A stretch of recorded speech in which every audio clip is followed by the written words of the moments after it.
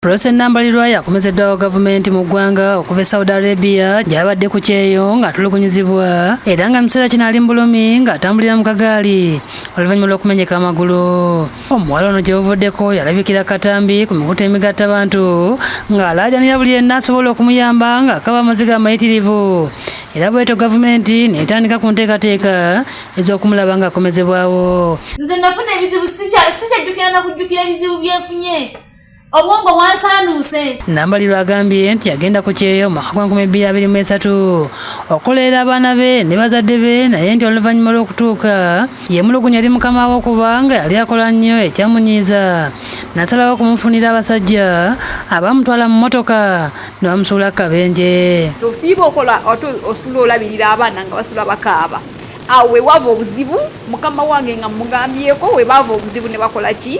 Ne bakola obuzibu kunze. Nali simanyi gye bantwala ate simanyi kye bavaako banzije mu mmotoka bakole ki? Bankasuke nfune obubenji nfune obuzibu ate ne bandeka ku ki? Ku kkubo. Ne bandeka ku kkubo nga nvaamu omusaayi. Era mbadde wano nyinawe bbowa ewakunyuka enviiri lwakuba zaameze.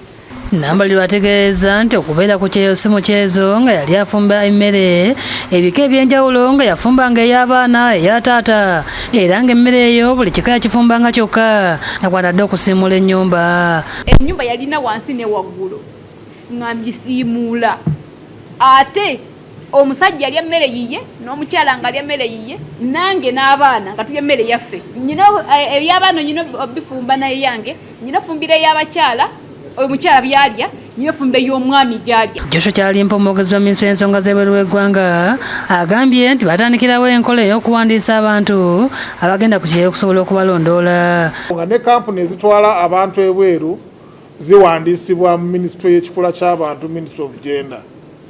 So tugamba nti ekiseera kino nga minisitule nga ne sekita eno ekyakula ekyetaaga obugabirizi n'obuyambi okuva mu gavumenti okulaba ntuteeka mu nkola processes zonna okutambula. Oletina Mugombako omukyalo w'Essembabula agambye nti wali etteeka liyinza kuyamba abantu abagenda ku kyeyo ekintu ekikyamu. Era we nali ndeeta ensonga ya Nambalirwa ku fulo ya Parliament nabasaba nti twanguyirize bunnambiro okulaba ng'etteeka lino likolebwa. Tuyina abaana abasukka akanaana bali bweru wa ggwanga gye bakolera. Eno sekita ekyasinze tuyambako mu kwemployinga abaana wano mu Uganda. Bagenda ate nga bangi. Naye kyabulabe nnyo okubanga bwagenda talina mateeka gamufuga oba talina mateeka gamuyambako kuwangaalira mu mirembe mu nsi yonna gy'abalaga. Asabye gavumenti okuyamba Nambalirwa okufuna obujjanjabi ate n'okufuna omulimu gw'ayinza okukola okubeezaawo abaana be. Nambalirwa akomyewo mulwadde. Nsuubira baganda bange bana ba Ministry ya Gender ne State House okufuba okulaba nti Nambalirwa ajjanjabibwa. Tumuyambeko ajjanjabibwe. Nambalirwa okumufunira ekyokukola decent employment. Asobola okubanga asetolinga naye n'okuyambako abasigadde ebweru.